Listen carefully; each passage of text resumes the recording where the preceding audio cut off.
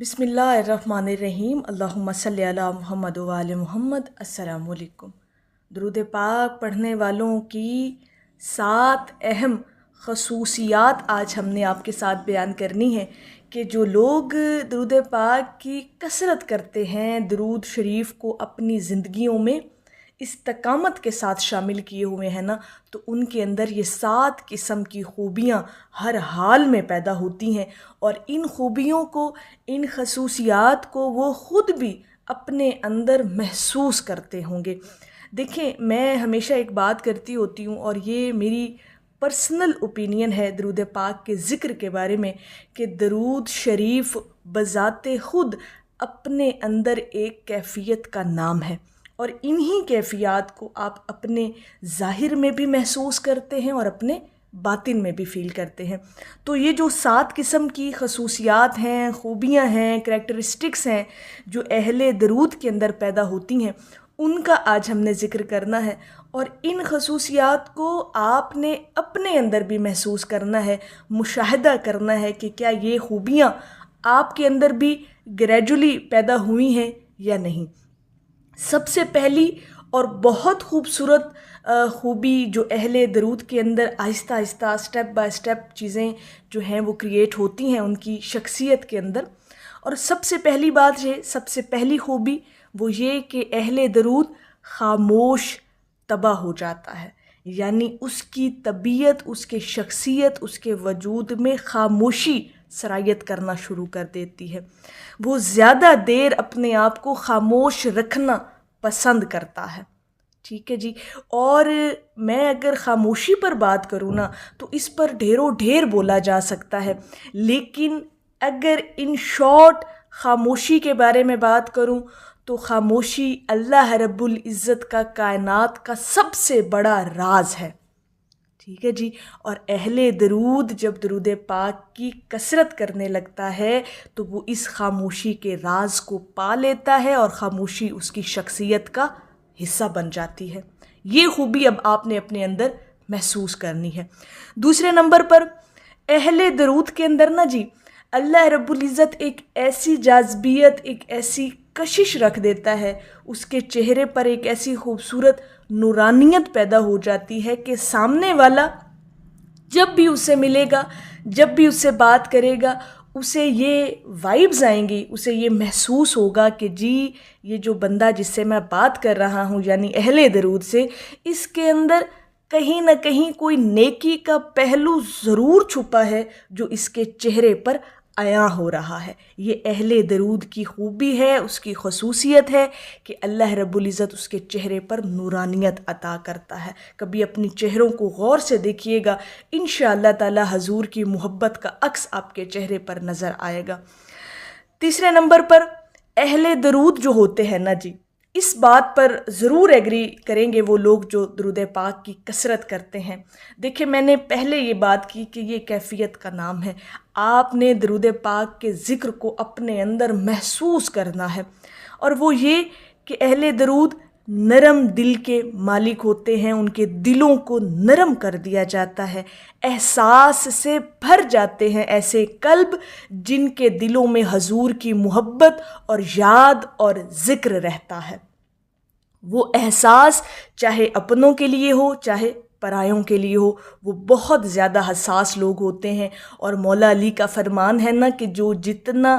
احساس جس کے اندر ہوگا وہ شخص اتنا ہی قیمتی ہوتا ہے۔ تو اہل درود بہت قیمتی ہے کیونکہ اس کا دل بھی نرم کر دیا جاتا ہے اور اس کے اندر احساس بھی پیدا کر دیا جاتا ہے۔ چوتھے نمبر پر خوبی سنیے گا، بڑی خوبصورت ہے، اور وہ یہ کہ اہل درود ہر حال میں اپنے آپ کے ساتھ بھی مخلص رہتا ہے، اپنے رب کے ساتھ بھی مخلص رہتا ہے، اور اپنے رب کی مخلوق کے ساتھ بھی مخلص، سنسیئر اور لائل رہتا ہے۔ اس کے دل میں دھوکہ دہی کا یا اس طرح کا کوئی معاملہ آ سکتا ہی نہیں ہے۔ اس کی شخصیت، اس کا وجود، اس کی پرسنالٹی اس طرف مائل ہو ہی نہیں سکتی کہ وہ کسی کو دھوکہ دے۔ وہ انسان مخلص ہوتا ہے، سنسیئر ہوتا ہے، اپنی ذات سے سنسیئر ہوتا ہے، اور یہ مخلصی، یہ مخلصی جو ہے نا جی، یہ اللہ اور اس کی محبوب کی محبت کا صدقہ ہوتا ہے انسان کے اندر کہ وہ مخلص ہو جاتا ہے، وہ اللہ کی مخلوق سے بھی مخلص ہوتا ہے۔ تو اہل درود کے اندر ایک یہ خوبی بھی ہے۔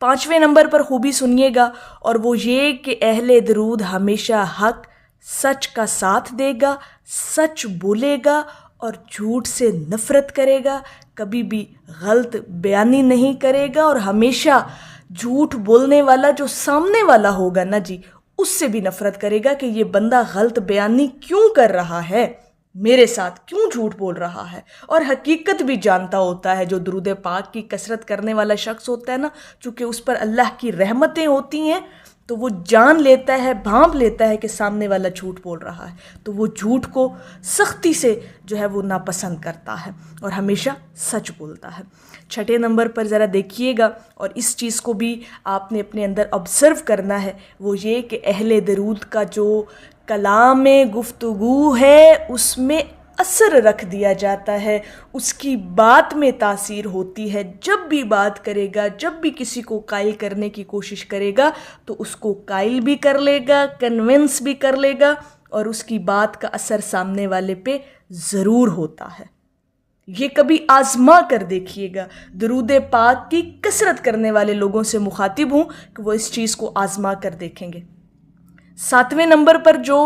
اہل درود کے اندر ایک بہت پیاری خوبی جو اللہ پاک پیدا کر دیتا ہے کہ وہ ہر حال میں خوش اور مطمئن رہتا ہے، اس کا قلب اطمینان میں رہتا ہے۔ جب قلب اس کا اطمینان میں رہتا ہے تو خوشی اس کے چہرے پر عیاں ہوتی ہے، اس کے وجود پر خوشی نظر آتی ہے، اور وہ ہر حال میں خوشحال دکھائی دیتا ہے۔ یہ چیز بھی اپنے اندر محسوس کیجئے گا، کیونکہ درود پاک کا ذکر انسان کے اندر اتنا اطمینان اتار دیتا ہے، اتنا سکون اتار دیتا ہے کہ وہ بندہ بظاہر اس کی زندگی میں معاملات ہوں گے، بظاہر مشکلیں ہوں گی، بظاہر ایسے مسائل ہوں گے، لیکن وہ بندہ آپ کو ہر حال میں خوش نظر آئے گا۔ ہمیشہ اس کے چہرے پر ایک مسکراہٹ رہے گی، خوش رہے گا، اور لوگوں سے بہت اچھے طریقے سے اخلاقیات کے طور پر اگلے بندے سے ڈیل کرے گا۔ تو یہ اہل درود کی نشانی ہے۔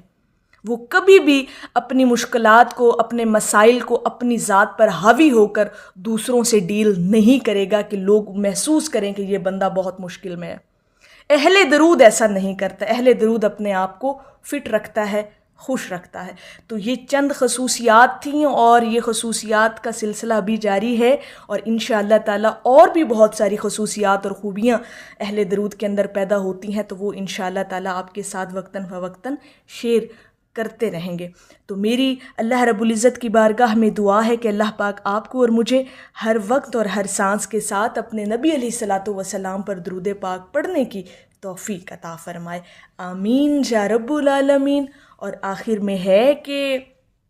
یہ اہتمام اندھیروں کی زد میں رکھا گیا، چراغ اسم محمد لحد میں رکھا گیا۔ ایک دفعہ محبت سے پڑھ لیجئے، صلی اللہ علی حبیبہ محمد وآلہ وسلم۔